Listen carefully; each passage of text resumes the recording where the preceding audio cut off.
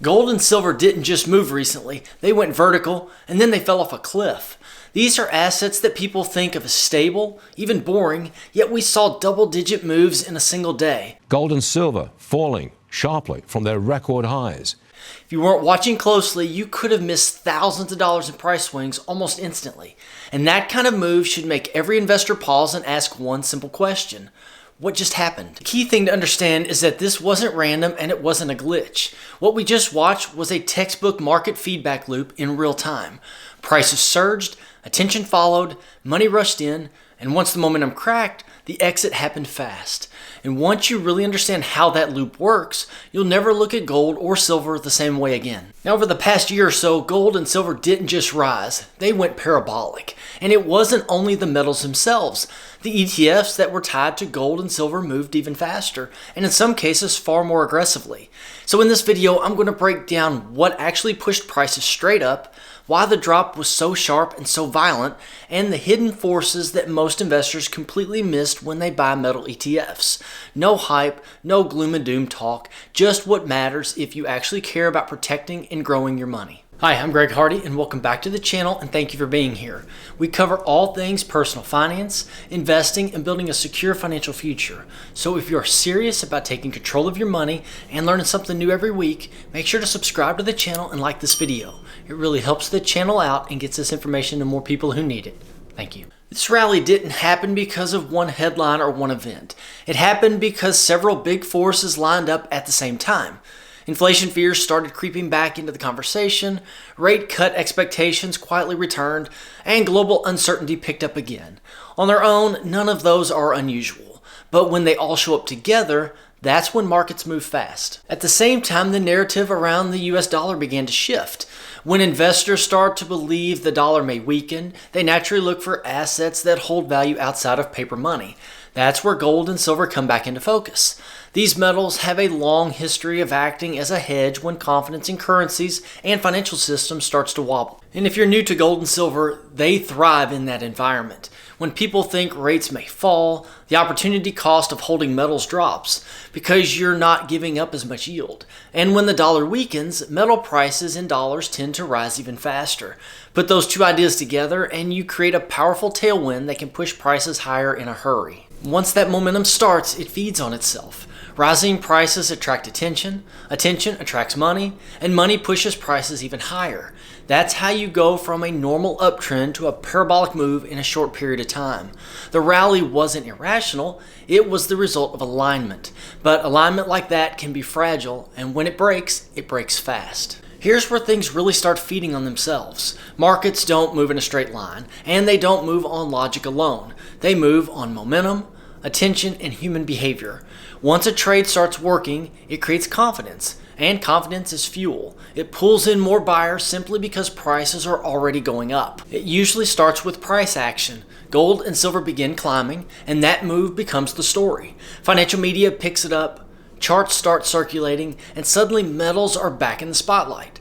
The conversation shifts from fundamentals to performance. Instead of asking why prices are rising, people start asking how much higher they can go, and that's an important psychological change. Because as that attention builds, retail investors step in, often through ETFs because they're easy, liquid, and familiar. Those inflows matter. When large amounts of money rush into metal ETFs, it can amplify the move in the underlying market. Rising prices then feel like validation, which pulls in even more buyers who don't want to be left behind. The loop tightens and price gains accelerate. But here's the part that most investors underestimate. Feedback loops don't stop on their own. They only stop when something breaks the momentum. And when that happens, the process then runs in reverse. Headlines start to cool off. Inflows slow. Profit taking begins. And small dips turn into sharp moves lower. The same speed that pushed prices up becomes the force that drives them down. That's why these moves feel sudden and violent, even though the setup took weeks to build. Every crowded trade has one problem. There's no one left to buy. By the time gold and silver reached extreme levels, a lot of the optimism was already priced in. Early buyers were sitting on large gains, momentum traders were fully committed, and expectations were stretched. That's when even a small shift can change everything, because the market is leaning too far in one direction. The first trigger was simply profit taking. When prices move that far that fast, some investors are going to lock in gains. And that selling alone doesn't usually cause a collapse, but it sets the stage.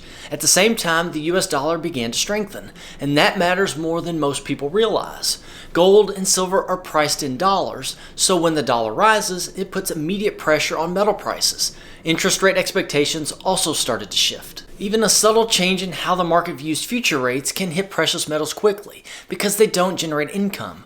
When investors think rates may stay higher for longer or that cuts may be delayed, the appeal of holding metals drops, especially for short-term traders. That shift doesn't need to be dramatic to have an effect when positioning is already crowded. And once prices started to roll over, the mechanical side of the market kicked in. Stop-loss orders were triggered, algorithms responded to momentum breaking, and selling began to feed on itself. That's why the move felt so sudden. When the dollar strengthens, gold and silver feel it immediately. And when that shift happens fast, the exits get very crowded, especially in markets that were just running hot. One catalyst here was the shifting expectations around the Federal Reserve. Welcome back. Well, breaking news right now. President Trump just posted his new chairman of the Federal Reserve will be Kevin Warsh. The president just posted it on Truth Social. As we expected, it is the former Federal Reserve Governor Kevin Warsh as the next chairman of the Fed. News that Donald Trump plans to nominate Kevin Warsh as Federal Reserve Chair changed how markets were thinking about future policy. Markets didn't wait for anything official. They repriced instantly. Why that matters is simple. Gold and silver tend to do best when the dollar is weak and the real rates are falling. If investors suddenly believe rates may stay higher for longer or that easing will be more limited, the appeal of non-yielding assets like gold and silver drops fast. That shift helps strengthen the dollar, and when the dollar moves sharply, precious metals feel it immediately. In a crowded trade, that kind of narrative change can be all it takes to flip momentum. A lot of people noticed something strange during this move too.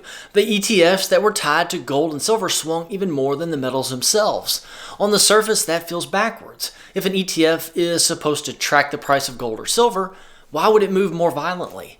The answer comes down to how ETFs trade versus how physical metals trade. Physical gold and silver markets move based on supply, demand, and large institutional flows, which tend to be slower and more deliberate. ETFs, on the other hand, trade all day long like stocks do. That means they're influenced not just by the metal price, but by investor behavior, like fear, excitement, headlines, and short-term positioning. When markets get emotional, ETFs often reflect that emotion faster and more aggressively. There's also the flow issue. ETFs make it incredibly easy for money to rush in and out. When prices are rising, inflows can surge as investors chase that momentum. But when prices turn, those same investors can exit just as quickly. The creation and redemption process behind ETFs can amplify those moves, especially when large amounts of capital move in one direction over a short period of time. This is what you would call a double-edged sword of convenience. ETFs make gold and silver accessible, liquid, and simple to trade, but that ease of access increases volatility when sentiment shifts. In calm markets, that doesn't matter much. In emotional markets, it matters a lot, and that's why, during this sell-off in particular, the ETFs didn't just follow the metals down, they often led the move. Now, this doesn't mean gold and silver are broken. They still play the same role they always have in a portfolio. But what does mean is that they're not the sleepy, boring assets many investors think they are, at least not in environments like this. When macro conditions shift and money starts moving fast, even traditionally defensive assets can behave like risk assets for a period of time. Volatility tells you one important thing. Uncertainty is rising. When investors aren't sure about inflation, interest rates, currencies, or geopolitics, markets start reacting emotionally instead of rationally. And markets hate uncertainty. That's when price swings get exaggerated, narratives flip quickly, and short-term moves can overshoot in both directions. This wasn't a failure of gold or silver. It was a reminder of how markets actually work. When large amounts of money rush into anything too quickly, it can turn even safe assets into speculative trades. The opportunity or the warning depends entirely on your time horizon, your expectations, and whether you're investing with a plan or reacting to price action. What this move really exposed is how quickly perception can change. Gold and silver didn't suddenly become risky assets. Investors did. When narratives line up and money rushes in all at once, even traditionally defensive investments can start behaving like momentum trades. The real takeaway isn't about timing metals perfectly. It's about understanding that volatility is often a signal of crowd behavior, not a breakdown in fundamentals. If there's a lesson to be learned here, it's that having a plan matters more than having an opinion. Markets will always move faster than our emotions can keep up with, especially when ETFs make it so easy to react in real time. So whether you see this as a warning or an opportunity depends entirely on how you're using gold and silver in your portfolio, and whether you're investing with intention or responding to headlines. And I'm also curious, did this volatility change how you think about gold and silver, or did it actually confirm why you own them in the first place? Let me know your thoughts in the comments below. Now, if you found this video eye-opening, don't keep it to yourself. Share it with someone who you think needs to hear it. And if you want more practical, no-nonsense advice on building wealth and securing your financial future, then check out this video here. And also, please make sure to subscribe. Thank you for watching, and I'll see you in the next one.